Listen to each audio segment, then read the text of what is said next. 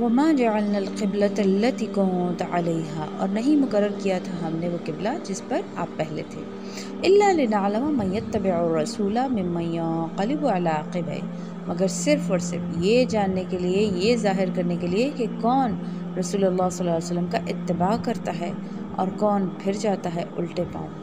یعنی یہاں اللہ سبحانہ تعالیٰ نے بیت المقدس کو قبلہ مقرر کرنے کی نسبت اپنی طرف کی۔ یہ بھی ہو سکتا ہے کہ اللہ تعالیٰ نے ہجرت کے بعد وہی خفی کے ذریعے آپ صلی اللہ علیہ وسلم کو بیت المقدس کی طرف رخ کر کے نماز پڑھنے کا حکم دیا ہو۔ یہ بھی ہو سکتا ہے کہ آپ صلی اللہ علیہ وسلم کا اجتہاد ہو اور اللہ سبحانہ تعالیٰ نے اسے قبول فرما لیا ہو۔ ٹھیک ہے، تو كانت لكبيرة إلا على الذين هدى الله، اور یقیناً یہ بہت بڑی بات تھی۔ كانت لكبيرة إلا على الذين هدى الله، اور یقیناً یہ بہت بڑی بات تھی مگر ان کے لیے ذرا برابر مشکل نہ تھی جن کو اللہ نے ہدایت دی۔ كانت لكبيرة، بہت بڑی بات تھی، الا مگر سوائے ان لوگوں کے جنہیں اللہ نے ہدایت دی۔ تو واقعہ یہ ہے کہ اتنی بڑی تبدیلی قبول کر لینا یہ کوئی آسان بات نہ تھی، یہ بہت بڑا، بہت حساس مسئلہ ہوتا ہے۔ وما كان الله ليضيع ایمانکم، اور اللہ ہرگز تمہارے ایمان کو ضائع کرنے والا نہیں ہے۔ ایمان سے یہاں مراد جو ہے نماز ہے، جسے دین کا ستون قرار دیا گیا ہے۔ یعنی اس جو میں نے کہا نا، جو تشویش لاحق ہو گئی تھی کہ اب ہماری وہ نمازوں کا کیا ہوگا، تو اللہ تعالیٰ اس کے جواب میں فرما رہے ہیں کہ جو بعض مسلمانوں کو یہ فکر لاحق تھی کہ ہماری ان نمازوں کا کیا بنے گا جو ہم نے 16 مہینے بیت المقدس کی طرف رخ کر کے پڑھی ہیں، مسلمان تو رسول اللہ صلی اللہ علیہ وسلم کے حکم کا پابند ہے۔ اس وقت رسول کا وہ حکم تھا، وہ اللہ کے ہاں مقبول ٹھہرا۔ اس وقت یہ حکم ہے جو تمہیں رسول کی جانب سے مل رہا ہے، اب تم اس کی پیروی کرو۔ مقصد زندگی کیا ہے؟ اطیعوا اللہ واطیعوا الرسول۔ ہمیں جس کام پر اپوائنٹ کیا گیا ہے وہ یہی ہے کہ اللہ اور اس کے رسول صلی اللہ علیہ وسلم کے حکم کے مطابق زندگی بسر کریں۔ ان اللہ بالناس لرؤوف الرحیم، یقیناً اللہ تعالیٰ انسانوں کے حق میں بہت ہی شفیق اور بہت ہی رحیم ہے۔ قد نرى تقلب وجهك في السماء، اے نبی صلی اللہ علیہ وسلم بلا شبہ ہم آپ کے چہرے کا بار بار آسمان کی طرف اٹھنا دیکھتے رہے ہیں۔ یعنی نبی کریم صلی اللہ علیہ وسلم کو قبلے کی تبدیلی کے اس فیصلے کا انتظار تھا۔ کہتے ہیں آپ صلی اللہ علیہ وسلم بار بار آسمان کی طرف نگاہیں اٹھا اٹھا کے دیکھتے تھے کہ کب جبریل امین علیہ السلام قبلے کی تبدیلی کا، تحویل قبلہ کا حکم لے کر نازل ہو۔ فَلَنُوَلِّيَنَّكَ قِبْلَةً تَرْضَاهَا، سو ہم نے پھیر دیا آپ کو اسی قبلے کی طرف جو آپ کو پسند ہے۔ یعنی اس آیت میں آپ صلی اللہ علیہ وسلم کے لیے اللہ کی طرف سے بڑی محبت، بڑی شفقت اور بڑی عنایت کا اظہار ہو رہا ہے۔ ظاہری سی بات ہے کہ رسول اللہ صلی اللہ علیہ وسلم کو بیت اللہ کے ساتھ بڑی محبت تھی، اس کے ساتھ آپ صلی اللہ علیہ وسلم کا ایک دلی رشتہ تھا۔ فولی وجهك شطر المسجد الحرام، تو بس اب پھیر دو اپنا رخ مسجد حرام کی طرف۔ وحیث ما کنتم فولوا وجوہکم شطرہ، اور اے مسلمانوں جہاں کہیں بھی تم ہو اب اپنا چہرہ نماز میں اسی کی طرف پھیرو۔ وَإِنَّ الَّذِينَ أُوتُوا الْكِتَابَ لَيَعْلَمُونَ أَنَّهُ الْحَقُّ مِنْ رَبِّهِمْ، اور یہ لوگ جنہیں کتاب دی گئی تھی جانتے ہیں کہ یہ حق ہے۔ یعنی یہ سے مراد کیا ہے کہ قبلے کی تبدیلی کا جو حکم ہے حق ہے ان کے رب کی طرف سے، سچا حکم ہے ان کے رب کی طرف سے۔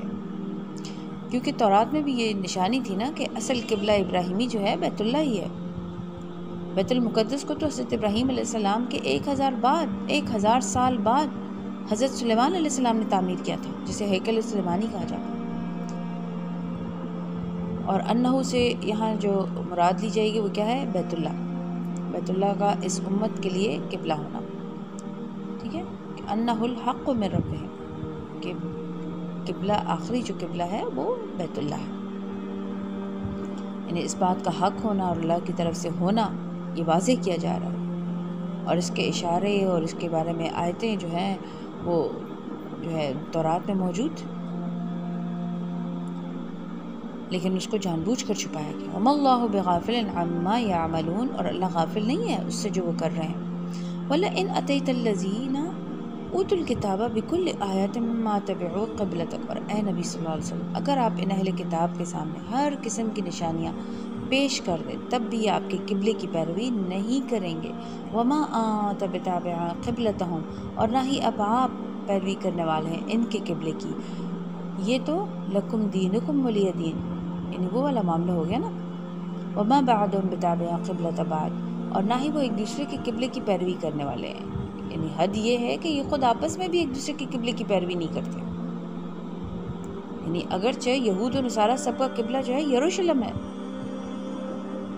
لیکن این یروشلم میں جا کر یہودی جو ہے نا ہیکل سلیمانی کا مغربی کوئی گوشہ اختیار کرتے تھے اور مغرب کی طرف رخ کر کے اعتکاف کیا تھا، اور جو ہے کچھ لوگ مشرقی حصے کی طرف،